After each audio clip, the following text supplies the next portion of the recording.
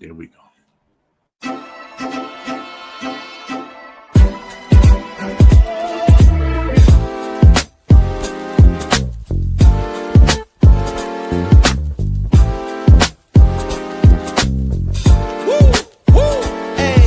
It's been a long time and I miss this feeling. It feels like freedom, it feels like healing. Floating off the floor, past the ceiling. The wind in my hair, I can see the light at the end of the tunnel as I'm taking flight. Man, I'm feeling like myself again. Hey, man, I'm feeling like myself again. It's been a long time and I miss this feeling. It feels like freedom, it feels like healing. Floating off the floor, past the ceiling. The wind in my hair, I can see the light at the end of the tunnel as I'm taking flight.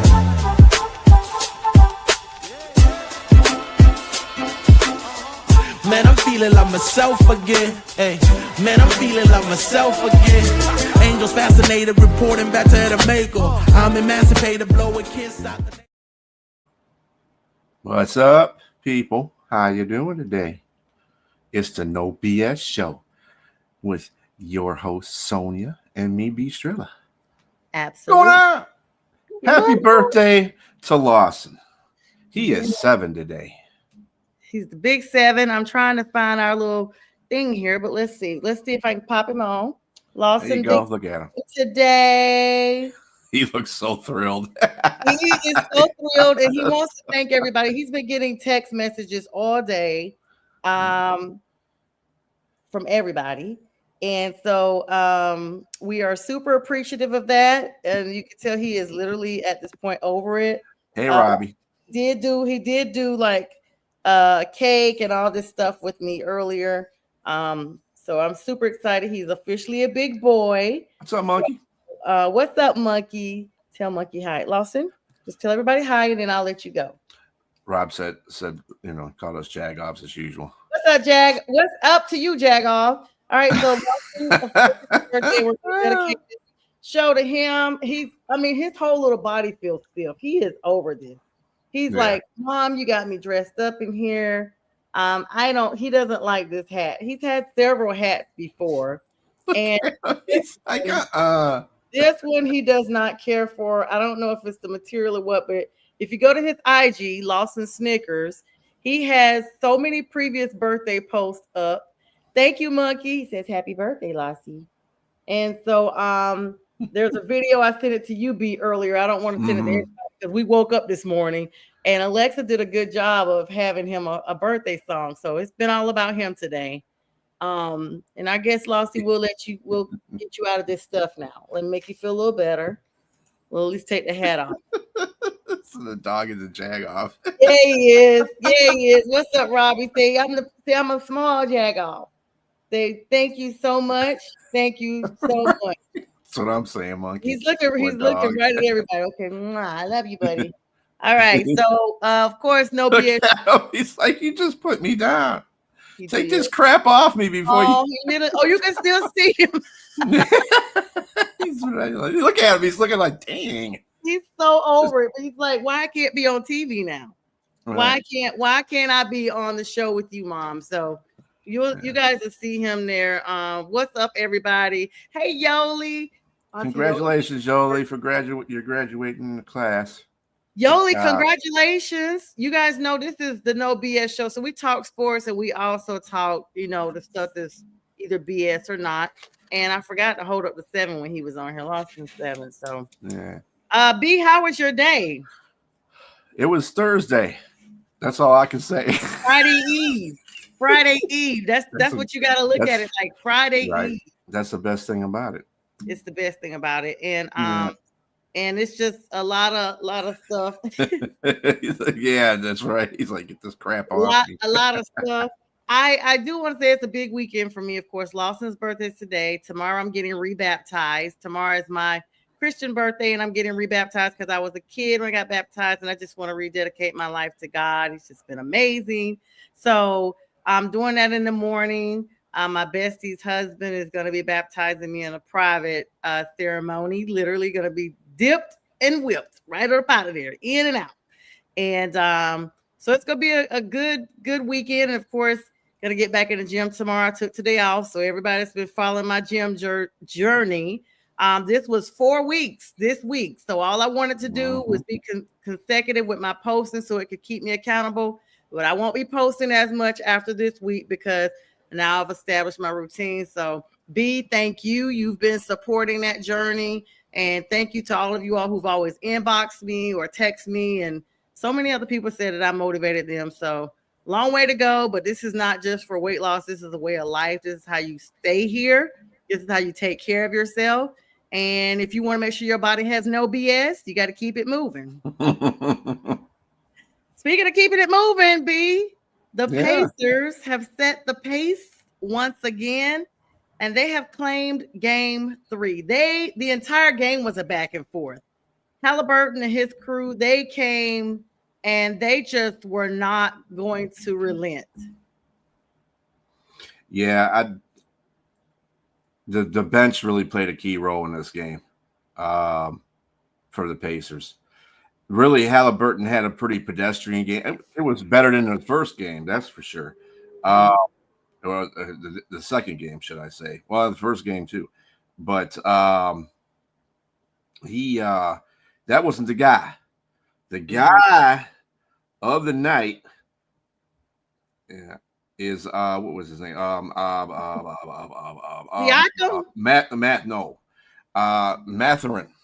Yeah, Matherin, Canadian. Game high 27 points. Yeah, off the bench. The bench played really well for Indiana. So I mean, they all the starters were okay. Of course, Halliburton did his point share. Siakam did his point share, but really the starting five wasn't the greatest. But the bench was just played really well. Lights out. Yeah, they really did. They really did. I mean, were you surprised at all? I was surprised that the bench came out and played the way that they did for Indiana. And really everybody played pretty. Shea Butter didn't have a really good game. I mean, 24 points is not a good game in my opinion. He's got to be scoring like 32 points a game. He was Shea shallow. Yeah, he was Shea shallow. He was Shea Butter without the butter. He was just Shea. Yeah, just Shea from the hood. Jalen Williams had 26 points, so he didn't have a bad game. But their bench was like non-existent. So, and that's pretty tough for Oklahoma because they usually have a pretty good bench. Yeah. So. I don't know. They have this big thing now that if you win the third game, that you are pretty much going to be in there. Like you're going to win it. Do you agree with that? No. What's up, Other Sports? No, I don't agree with that. It's going to be a long series. And hey, our friend J Train might be right. It might go 7. But I still think Oklahoma City is just going to have they just got too much talent right now. Indiana's really kind of riding a adrenaline trip right now, as I call it. And they're playing really good basketball at the right time. And OKC's been doing this the whole playoffs. They've been playing good basketball. They're not going to lose the next game. They never lose 2 in a row. So we can basically see that OKC will win the next game. But if this goes seesaw back and forth, it is going to go 7 games because it's just that Indiana surprised me. They really did. I mean, I feel like they are draining the energy out of the Thunder. They're taking if I may say, electricity out of the thunderstorm. They're taking the thunder, literally. I think what Indiana is doing, they're playing like OKC should be playing. And I don't think it's taking energy from OKC. They're a young bunch. They'll like I said, watch the next game. They'll put it to them. OKC does this a lot. As a matter of fact, one of our co-hosts, he said that usually they have a hard time on the road the first game. it was pretty funny because we said Indiana hasn't won a game 3. Mm-hmm. And as soon as somebody said that, I was like, they're going to win this game. I can feel it now because you just brought it upon them that they're going to win it. So since you said they haven't won a game 3 in the whole playoffs in the Eastern Conference, they're going to win this one. So OKC will come back, probably with a vengeance like they usually do. But it's going to see how many headshots they can take because Indiana's punching right now. This is a heavyweight battle right now. And Indiana's throwing some licks. So I mean, but this is the thing. This is how do you lose a fight? You get worn out. If both opponents can fight, it's who's got the most energy, who's going to wear down the other one the most. And so if you're saying that, and you're talking about the punches now, Indiana, in my opinion, seems like they've gotten a late spark, honestly. Like I said, it's still early in the series. It's only game 3. And people will say it's funny because it's like every time somebody does something really early in the series, all of a sudden it's up for grabs. Oh man, it's gonna do this. Indiana can come back and win the next 3 games, the next 3 games, and in the next 2 games and take it out. So I mean, it's just. You're right, and I laugh because you know how you said every time. I don't know, B. Did you ever tell me that you watched The Office? No, well, I watch here and there. I'm not a big. There's a scene that Michael Scott does, the main character, where he's trying to mock Chris Rock, and he's like, every time, and it's so funny because when you said it, it literally sounds just like him for a quick second. So that's why I kind of like laugh. But I mean, at this point, we always say neither one of us have a dog or a cat in the fight, and so it's just let a better team win. Of course, I'm partial to Indiana because I've actually seen them, and I actually kind of like how Obi Toppin was playing, even though he was not playing. He was playing like the Toppin was on the bottom. It was horrible. Like there was no top whatsoever. Yeah. More like Jello topping. And so, I mean, they're gonna be. I don't know. More people may be tuning in now. Though, BStrilla. Yeah, and if it goes 7 games. I don't know, man. I don't like to say the NBA is fixed in certain ways, but this would tell me because they're not getting the ratings in the championship because of the 2 teams that are playing in it. If it goes 7 games, they're going to get that ratings. They're going to get that money anyway. If it goes 7 games, that'll work for them. See, I'm not a conspiracy. Yeah, I try not to do the conspiracy stuff, but sometimes I'll be watching these series. It's like, this team is overmatched. So why is this going 7 games all of a sudden? Yeah, okay. Yeah, I hope that that's not the case because we hope not, no. I just don't like when people start talking about meddling and things like that, even though we know what it really is.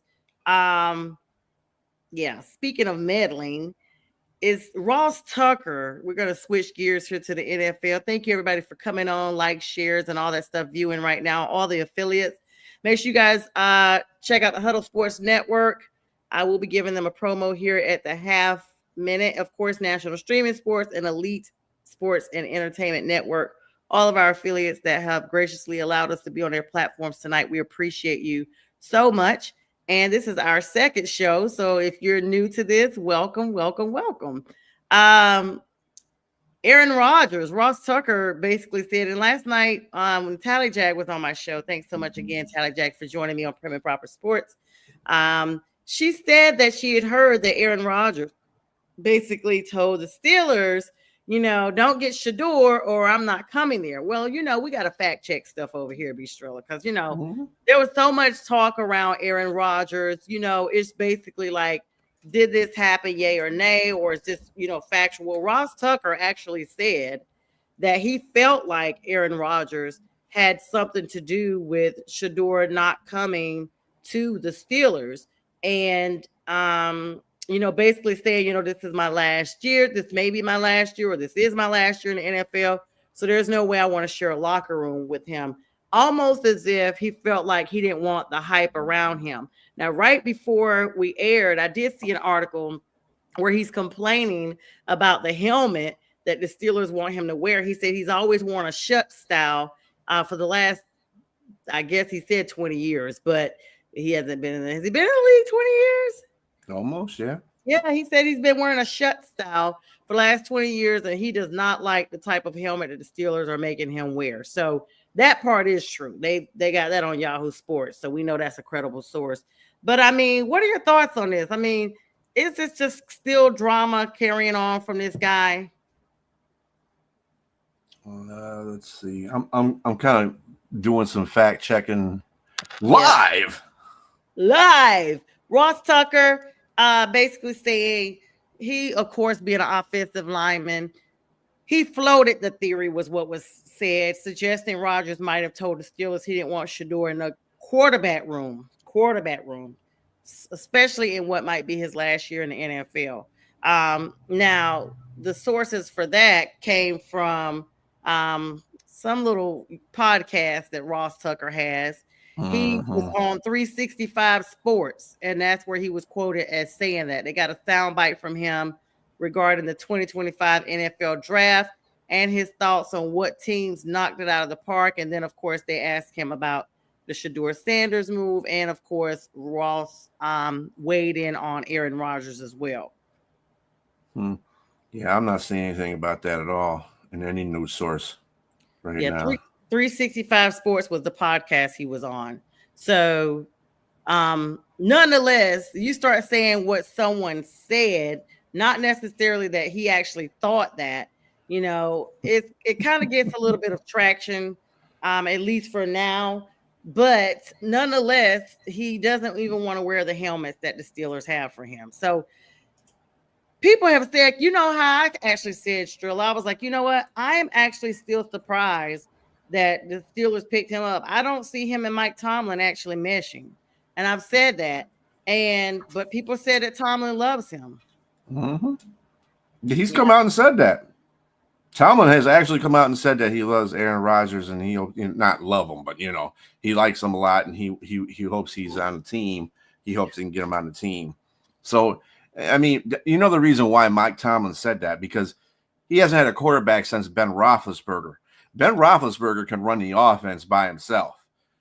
That's what he wants Aaron Rodgers to do. Wilson and Justin Fields, and he messed that up by Russell Wilson is just a shell of what he used to be. Justin Fields was not put in a good situation on that team at all. And he can't depend on either one of those guys to really run the offense the way that Ben Roethlisberger did. Aaron Rodgers, who is a veteran, we just have to keep that in mind. He is a potential Hall of Famer. He has a command of the offense.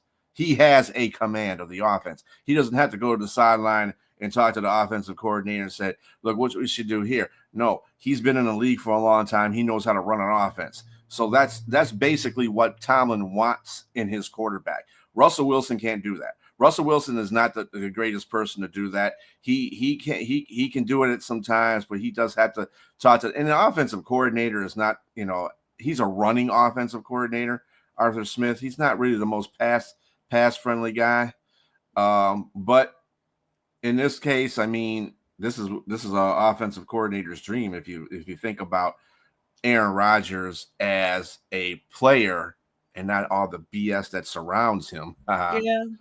So, I mean, but we'll see. We'll see what happens. He came in with a more positive attitude, so that's good. He came in better with the Steelers than he did with the Jets. Mm-hmm. I dare to say a little more humble, a little more teamly. I will, in case Jack is watching, I will congratulate him on his nuptials. He said that's why he's been missing. He kept talking about these personal issues, but personal issues usually kind of alludes to negative. It doesn't allude to something positive. An issue, you're getting married. That's not an issue, Well, congratulations, Jack. Yeah, but he said his wife would not be in the spotlight. He does not want her known to the public, but her name is Brittany, and he would not be. Well, that's my daughter's name. Yeah, cute. I love the name Brittany. Mm-hmm. And so congratulations to Aaron and Brittany, A and B. Okay.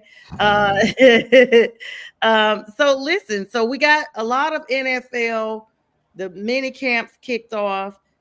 Fines are flying left and right. Shamar Stewart just left the mini camp amid the contract dispute. B, did you know that? So yesterday, Yesterday, yes, we talked about him holding out. He left today. Dude, that guy, I can't stand that guy. I can't stand him. You're a rookie. Yeah, I'm getting sick of these teams bowing down to these rookies because we're paying for potential. No, you're not. There's no potential in what he's gonna do. He could fall on his face the next day. Yeah. No, dude, you're a rookie. You take the contract that is given to you, and then when you earn your next contract, that's why you have a rookie contract, so you can earn it on the next. This is getting out of hand. He left, and you know what? I don't know if you saw my face. Just as I realized it was popping up, I was like, "Oh snap!" Because we were just talking about how he was, basically saying, and we were saying he may get dropped. Keith Angle was talking about that, saying that he may get dropped because there's so many people that want to be, in the league, but he has officially left minicamp now because he can't get a contract dispute is what they said. Go play in the UFL, dude. Yeah. There's somebody else who need to take nobody. I'm not saying the Bengals are right or wrong in this instance right here. They're not doing exactly a good job with Hendrickson's contract, but at the same time, Shamar, don't stick your foot in your mouth about, I don't like the way they're doing Hendrickson. Don't put Hendrickson's name in your mouth. First of all, you ain't even on that level yet. You ain't even near that level yet. You're a rookie. Shut up. First of all. Second of all, get a different, if you're having a problem with your contract, get a different agent.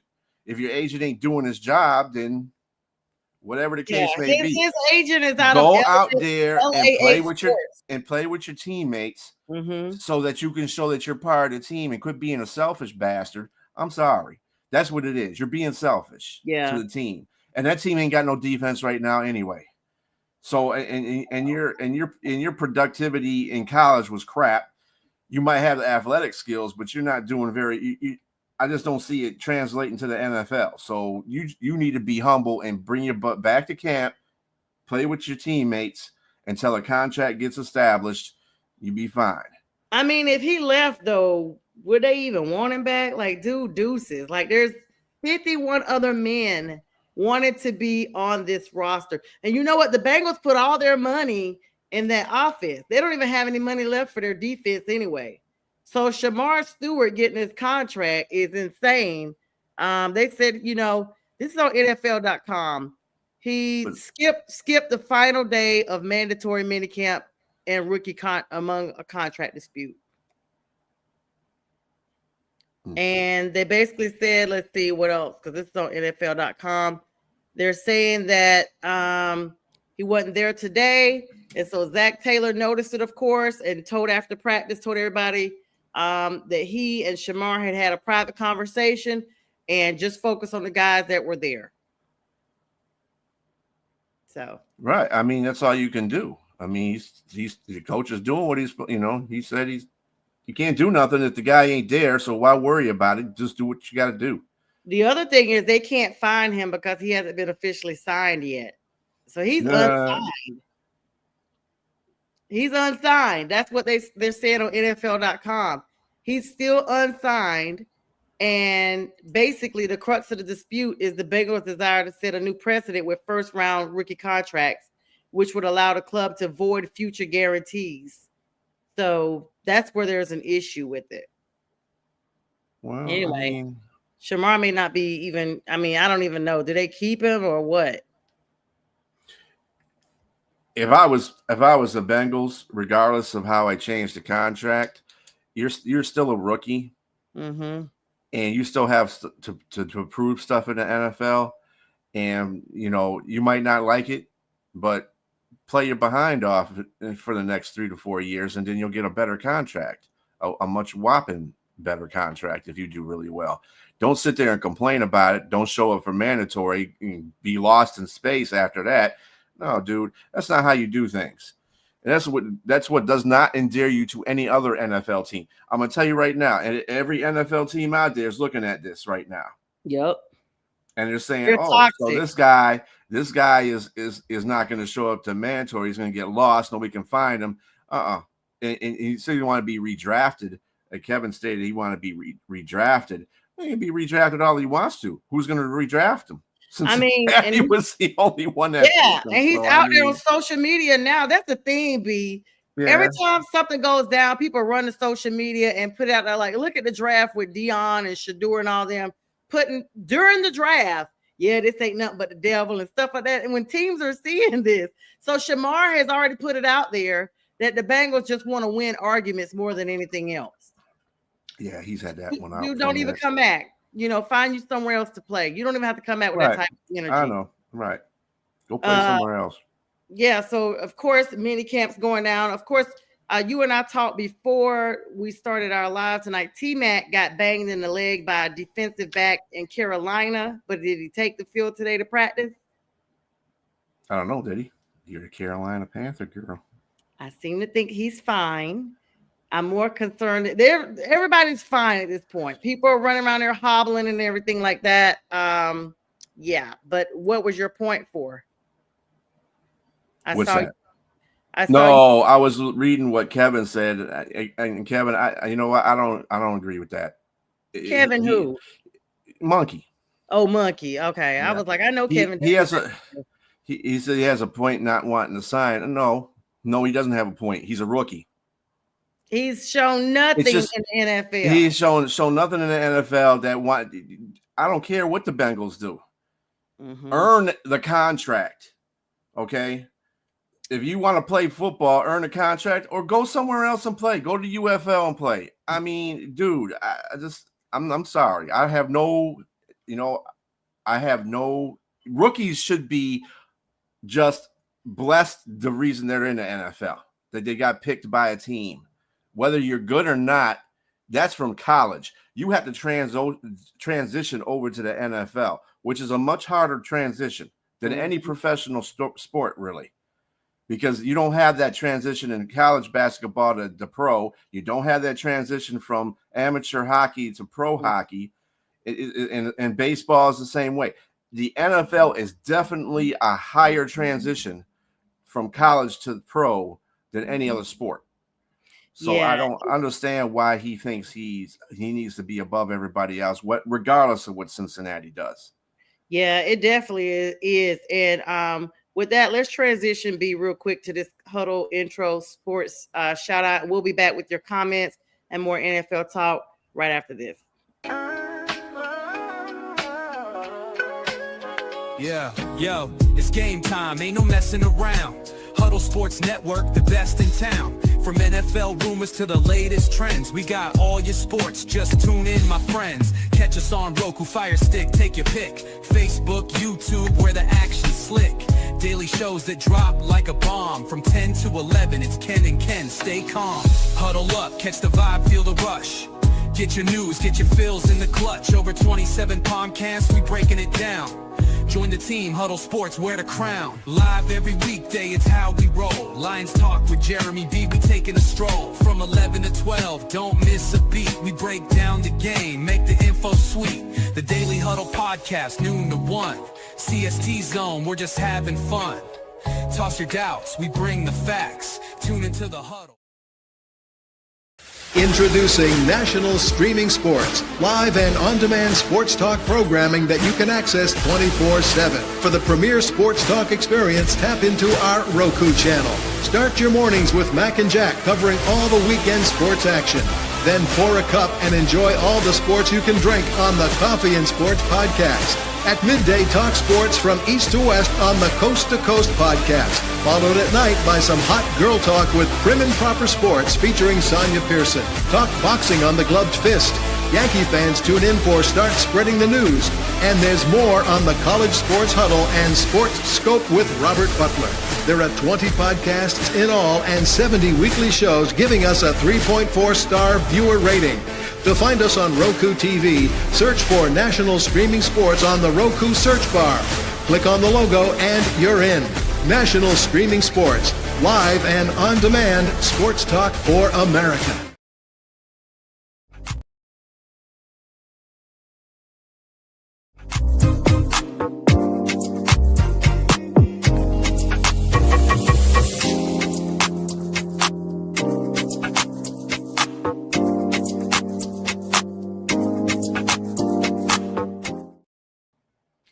All right, we are back. Shout out to the Huddle Sports Network, National Streaming Sports, and Elite Sports Entertainment Network.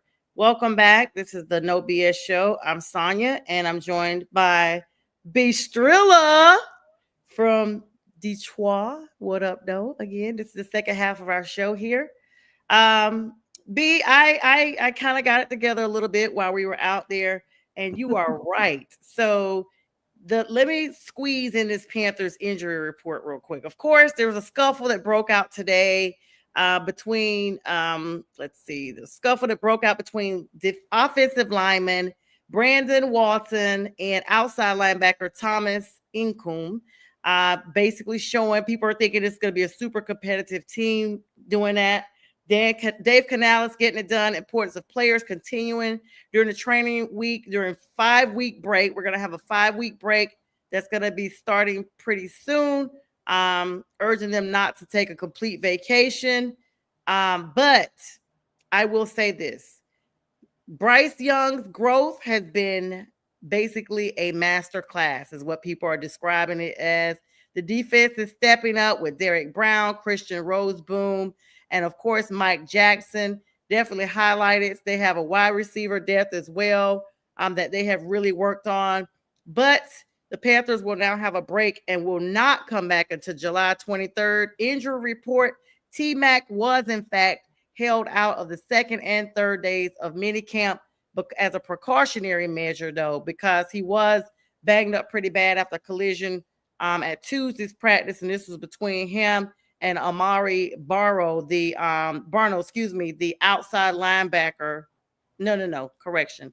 He had a bang up with one of the defensive backs, and so as a precautionary measure, they decided to take him out. Amari Barno was also sidelined because he actually had a knee clean-out procedure done. But, of course, both of them are expected to be well-rested and well ready to go by July 23rd. And that's your Panthers news. Nice. So what was your last day of minicamp today? Today. And he wasn't there today either, right? No. Okay.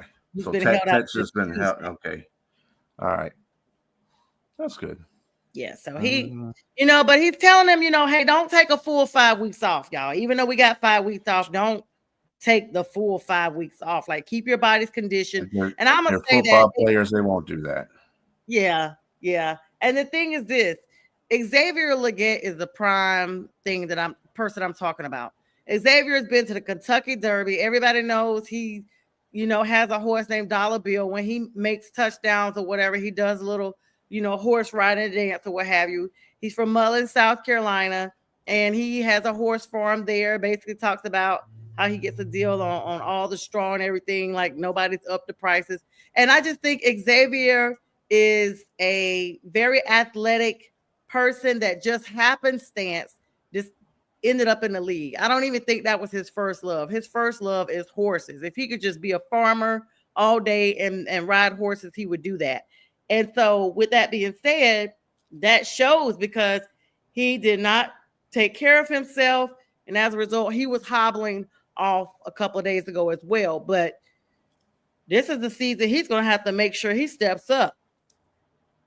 These drop catches, things that we saw in the first season, the same way you out there lassoing horses, you need to be lassoing those passes. I mean, there was several of them, B. I saw him right there in his hand, and you dropped him. I was like, I know it's, difficult, us as fans to see because we don't know, But I'm like, I would like to think that I would at least grab and protect the ball. I wouldn't just, act like it had, I don't know, butter on it or something. Well, it's easier said than done. I remember when my son, when he was playing in PAL football, he was kind of a perfectionist kid. And, I'd toss the football to him. We played football, throw the football to him. He wanted to be a receiver on the team. So he would this dude would go nuts if he dropped a pass. I said, dude, it's okay. I said, there's people that get paid lots of money and they drop passes. So you ain't the first one. Just look the ball into your hands. Just don't think about it and just catch the ball.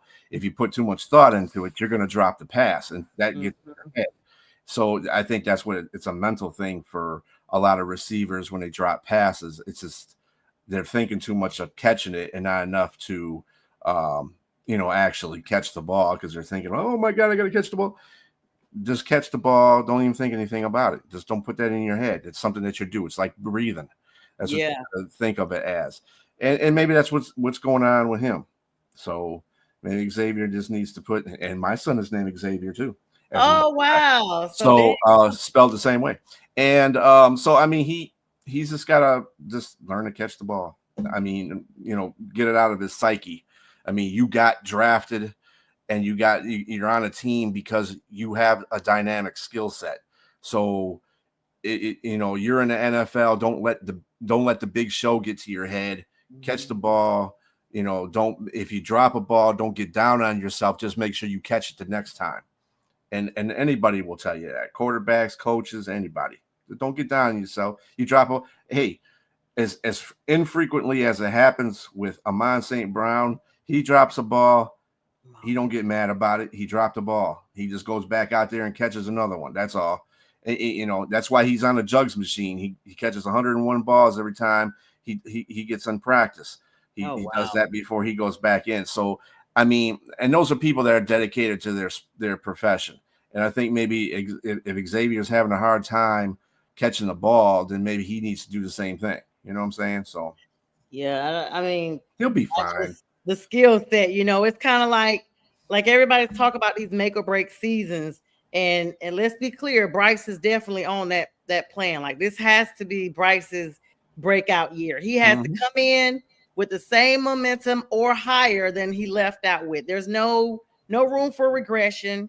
Of course, we're opening our season against the other Cats, the Jacksonville Jaguars, September 7th. And again, thanks to Tally Jag.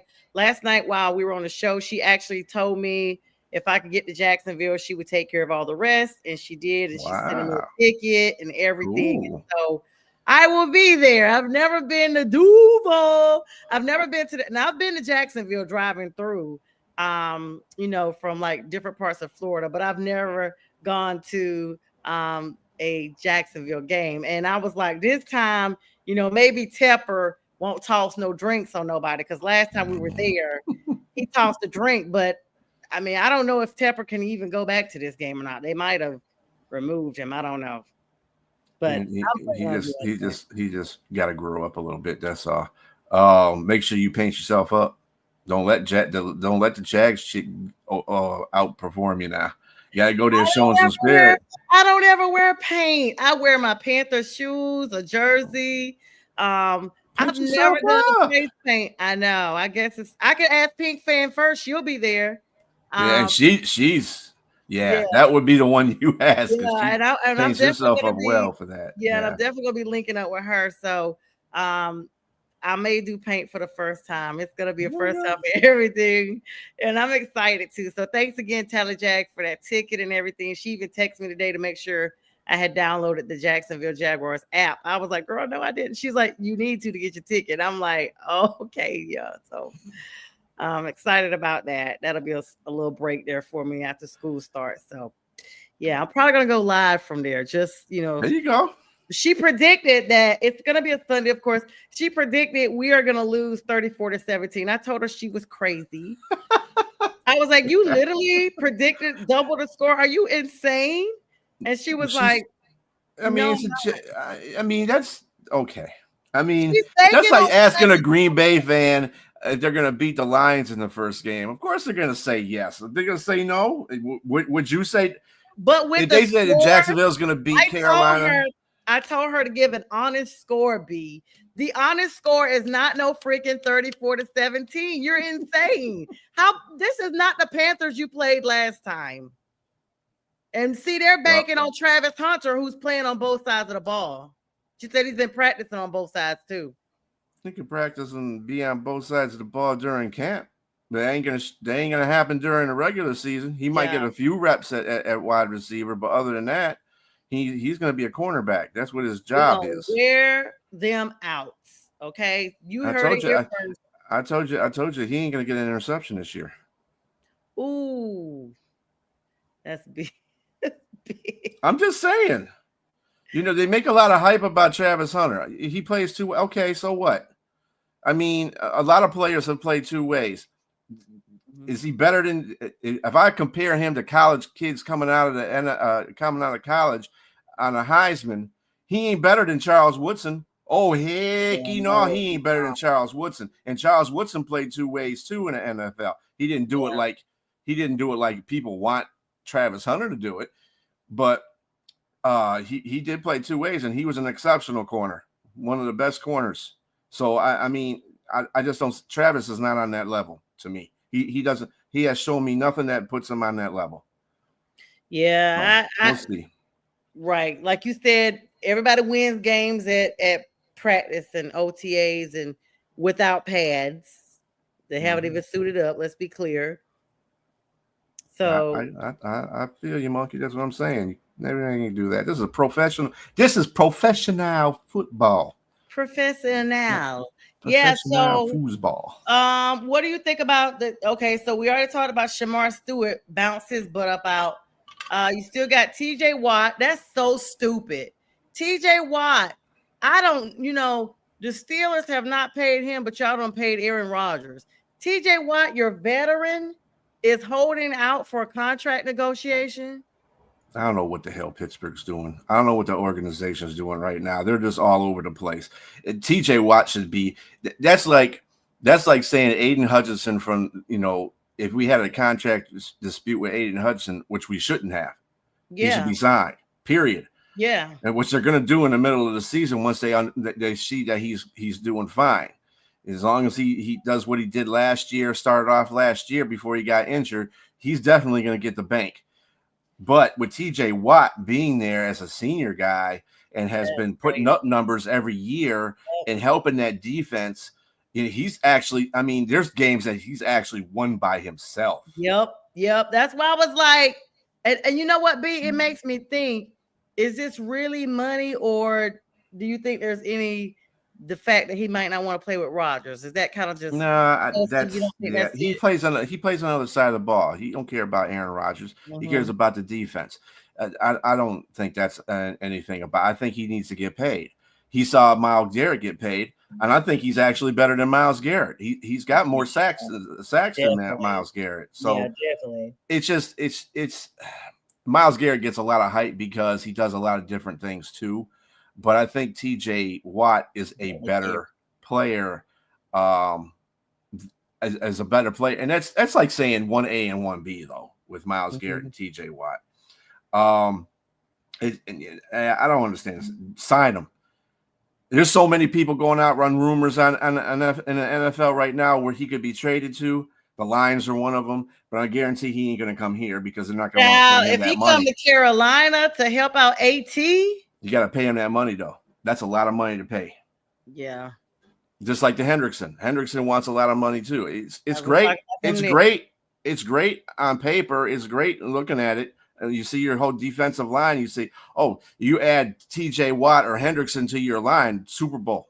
You expected to win the Super Bowl then. But the money that comes after that, you can give up draft picks. Draft picks ain't nothing. You can give up draft picks, but it's the money that comes after that. And they want money. They want to get paid. Yeah, so they want big money. And I mean, TJ Watt should, though. He's put in his time and he's put in the plays. And so he deserves it. But you're seeing these players come in that haven't proven themselves, B, and they're getting this money. And like I said, it's so many competition. Like, if this person over here gets more money, then I'm gonna get more money. And congratulations to Monkey. You got Shaq Thompson. Good luck with the residuals. We gave you guys the crumbs that's left from him. He's been with our league for a very long time. So I just want to put that out there. Von Miller last year. So I can't stand Von Miller. I can't stand him. I liked him when he was playing with the Rams, but other than that, I haven't been a big Von Miller. When he was with Denver and he put that hit on Cam, and then, you know, he had some allegations out there about him. They kind of went away, But I felt like I wanted him to just focus on making his eyewear and get out of the league. I didn't like him. I don't like Aaron Darnold. I don't like these players. I mean, I get it. It's part of the persona, kind of, I guess, now. If you're an NFL player, you're going to have an element of cockiness to you.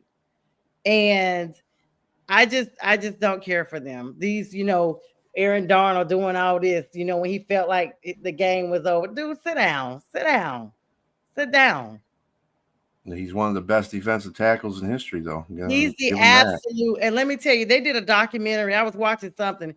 It was a documentary on him.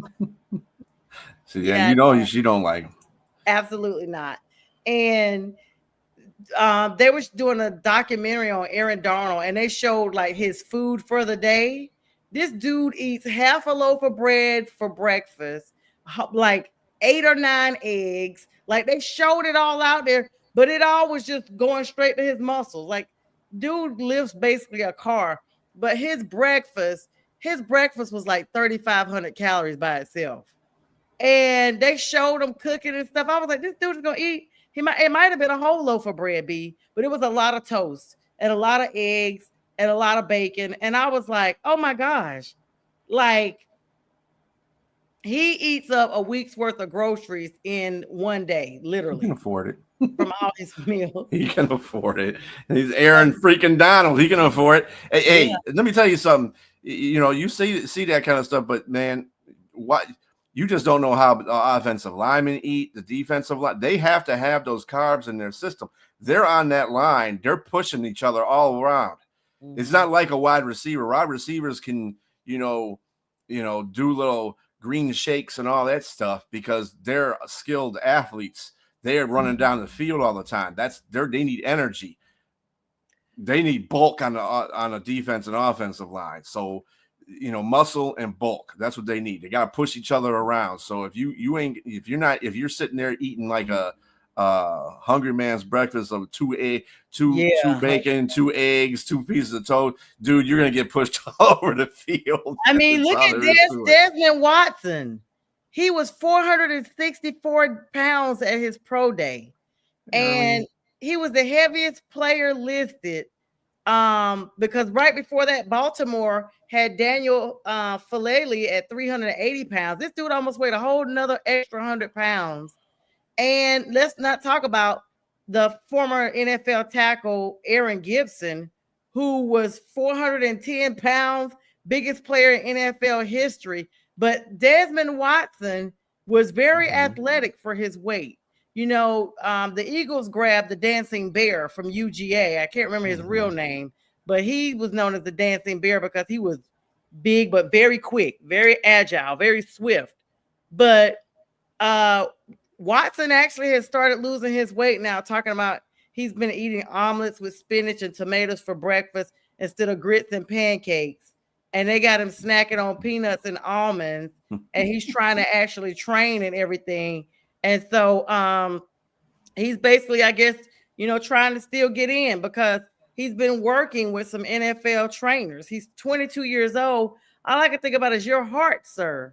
Your heart is thinking about the next beat, if it's going to do it or not.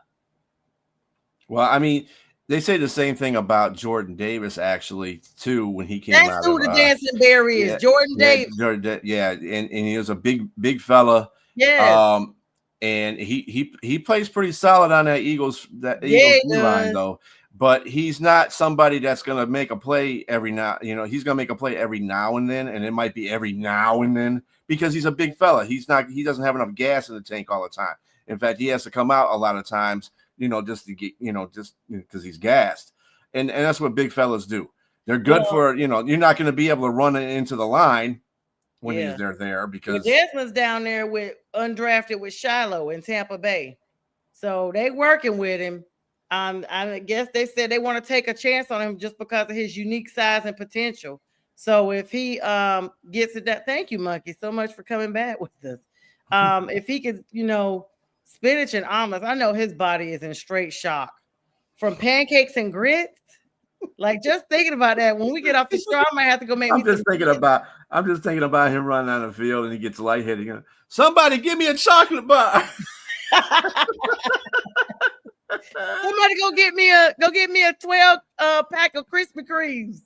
He'll be a perfect guy for the candidate for a commercial for Snickers. You know, Yes.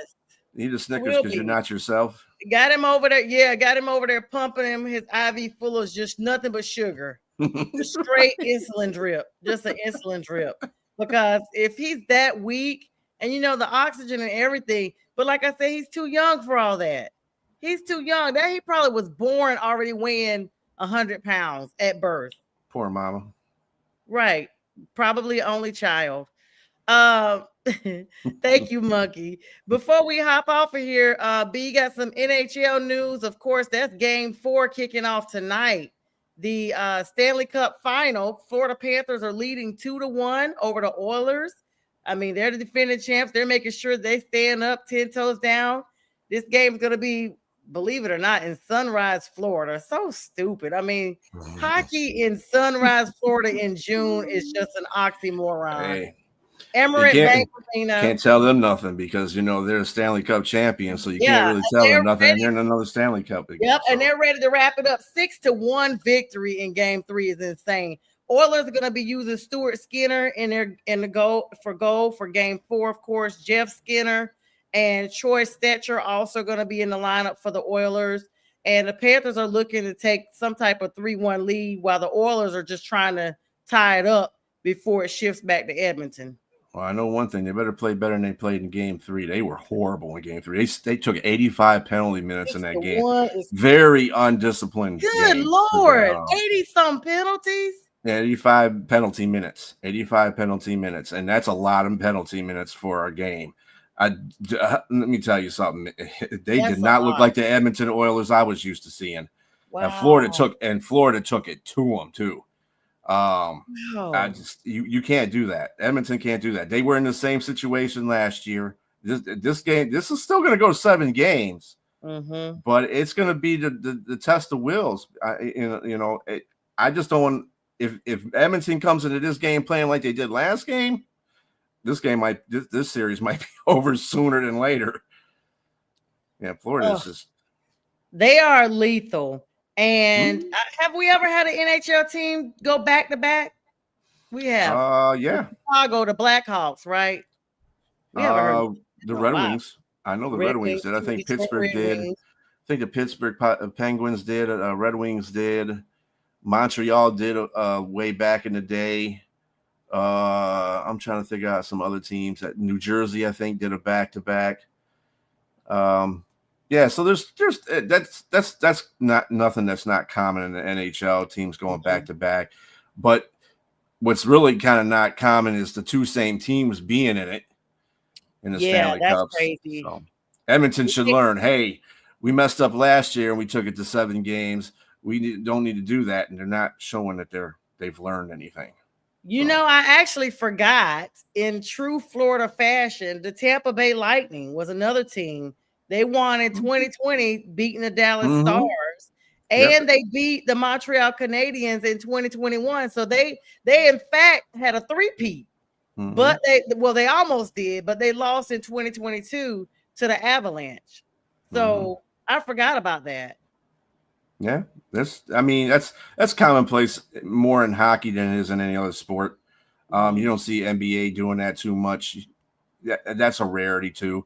In football, unless you're the Patriots this century or the Cowboys the last century, or even Pittsburgh the last century, the last couple decades before this century, yeah, you could see that, but it's really rare for a lot of other teams. Hockey is pretty easy.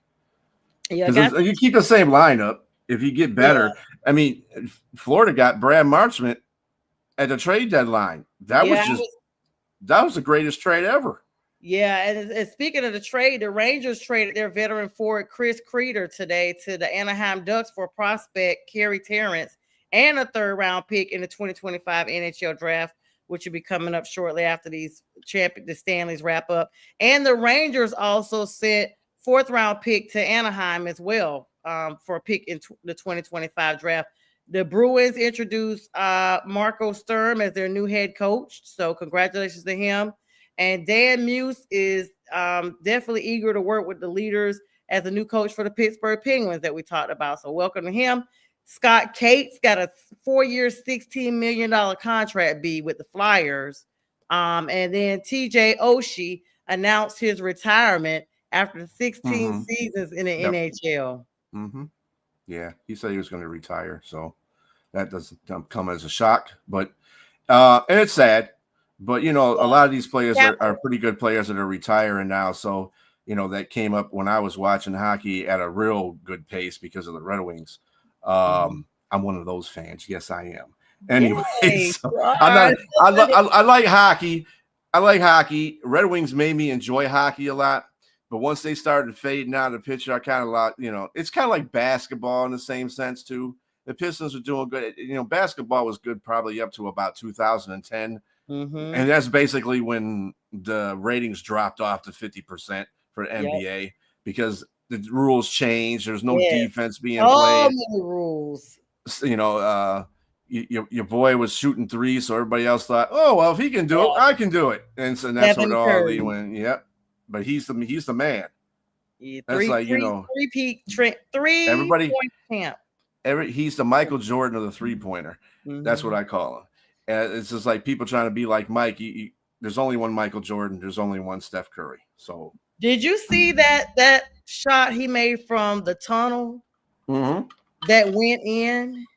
He does that all the time. Dude, that's the thing that people don't understand. He does that all the time. How is your precision from the entire court, not half court, not the 3-point line? How and he's done it during the game too, B, on the buzzer. That he was basically at the other end and just chunked it, literally, like we used to say in the country, just chunked it. Yeah, I think we threw like a 3/4 court prayer. Well, not a prayer with him. Everything's not a prayer with him. It's like instant go. But yeah, 3/4 court shot for a game winner, and he made it. I wasn't surprised. As soon as he took the shot, I said, "Oh, this game over," because I knew he was going to make it. He's automatic, basically. Yeah, he's so calm with it. It's like his face shows no panic at all. And that's why the Davidson College, North Carolina native, even though he was born, I think, in Ohio, grew up in North Carolina as far as going to college and everything. And is a Panthers fan. He's been a supporter of the Panthers for a long time. We've had him beat the drum and everything on opening day. That's why I will always love Stephen Curry. That's why I will always love him. So he is, I was so distraught when the Warriors were eliminated from the playoffs because that's usually the team I roll with. I haven't had a T-shirt with them for a long time. He gets hurt. That's where they go. Yep. He's the heart and soul of that team. Yeah, but they kept Draymond. They're so banked on Draymond being the person. And I'm like, Draymond is. Well, Draymond, they keep Draymond because he's the Robin to the Batman. So, Steph Curry is the star. He is the guy that the hopes and dreams of the Golden State Warriors live on. Draymond Green is the enforcer. He's the guy that says, if you push Steph Curry, I'm knocking your block off. Or any of the other players that are doing offensive, he's the enforcer. I like Draymond Green. I know you don't like him too much, but I love the guy. The guy was great. Michigan State in the neighborhood that you hope is on a leash when you walk down the street. He brings that bad boy Piston mentality to the NBA. That's why I like him. He's from Michigan. He went to Michigan State. He's from the Lansing area, I believe. He's from Flint. Oh, he's from Flint. So yeah, he shows that grit, and that's what you need. That's why Golden State's been successful. Steph Curry is the guy on that team, but they probably wouldn't have got a lot of places without Draymond being on that team.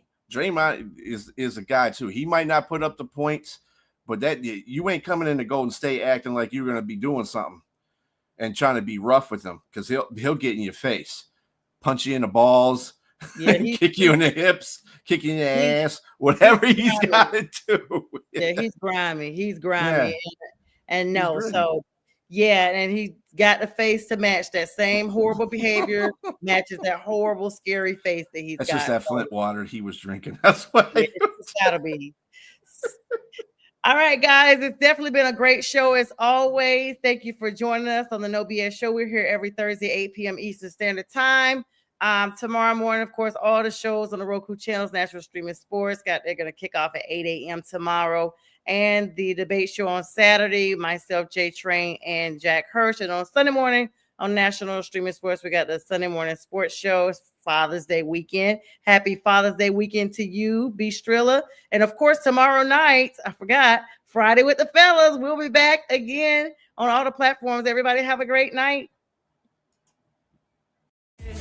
Angels fascinated, reporting back to the maker. I'm emancipated, blow a kiss out the neighbor. Saying bye to Felicia, saying hi to Miss Parker. I was in the darkness, didn't stop me shining though. I was at the bottom, but it didn't stop me climbing though. Talents we ain't hiding those. Cookout, I'm providing flows. Homie, you invited, getting reunited with the real you. You no longer gotta hide it. They love to see us fighting, love it when we are divided. Yo, we about to make it mad. Food on the table, big stacks in the bag. Drink in my hand, watch me do